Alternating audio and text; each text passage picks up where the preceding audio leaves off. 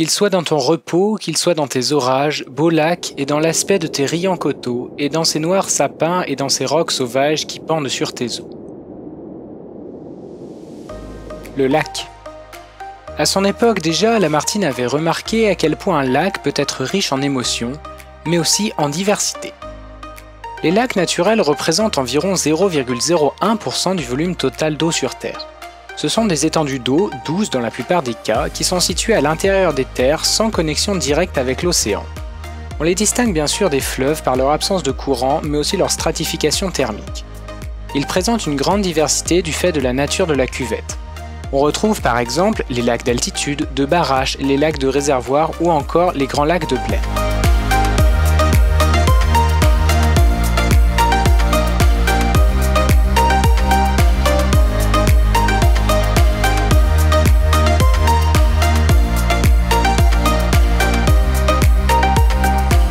Un lac est caractérisé par une taille. Une surface humide de moins de 1 hectare et 1 mètre de profondeur n'est pas considéré comme un lac car la végétation y est prédominante. Au-delà de cette limite, les dimensions sont très variables. En effet, la superficie peut varier d'un facteur 7, la profondeur d'un facteur 3 et le volume d'un facteur 10. Par ailleurs, les limites d'un lac sont souvent floues car un épisode de crue ou de sécheresse peut entraîner une variation de sa frontière. On peut donc aussi souligner la temporalité des lacs avec la distinction de lacs dits permanents et des lacs temporaires. Dans cette dernière catégorie, on retrouve notamment les plaines d'inondations profondes ou encore les lacs des régions karstiques.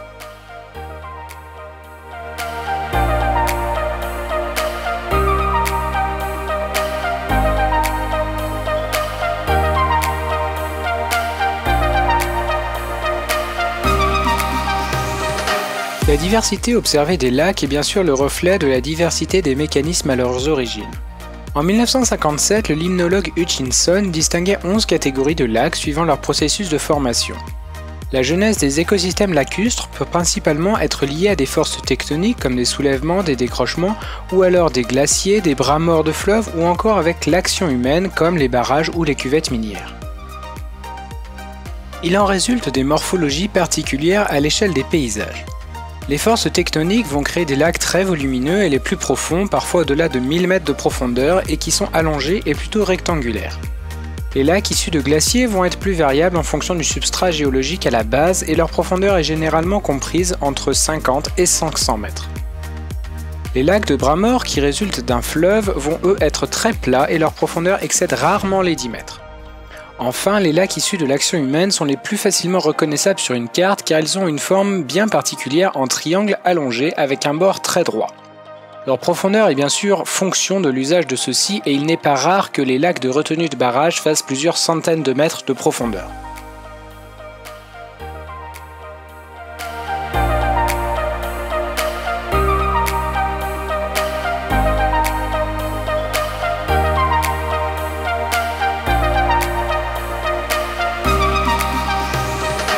Bien qu'il existe une diversité extraordinaire de cuvettes, leur remplissage ne tient principalement que du bassin versant associé. Le bassin versant est la superficie totale de l'air drainé vers le lac soit par écoulement de surface, des cours d'eau divers, soit par écoulement souterrain, infiltration ou autre. Un bassin versant peut bien sûr être superposé à un relief, mais pas toujours, comme en témoigne l'existence des grands lacs de plaine.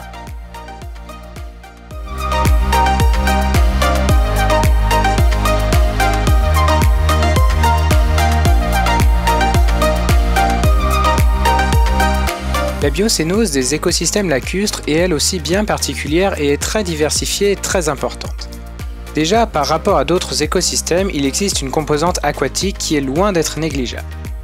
Les plus petits et les plus nombreux sont les producteurs primaires autotrophes, autrement dit les algues. Ce sont principalement du phytoplancton dont l'importance varie en fonction de la taille du lac. Réalisant la photosynthèse, ces producteurs primaires sont à la base de la chaîne alimentaire bien plus complexe, d'où leur importance capitale. On peut aussi noter que ce sont de bons bioindicateurs de l'état des lacs et notamment de leur pollution. Par ailleurs, les végétaux que l'on rencontre dans cet écosystème ne se répartissent pas aléatoirement, mais en fonction de leur tolérance à l'immersion, créant ainsi le paysage que l'on observe. Enfin, on peut croiser dans ces zones toute une communauté bien particulière d'animaux terrestres et aquatiques, inféodés à ces milieux si fragiles. Des mesures de protection nous permettent aujourd'hui encore de pouvoir profiter de ces lieux riches en biodiversité et de nous émerveiller devant ces étendues d'eau si calmes en apparence.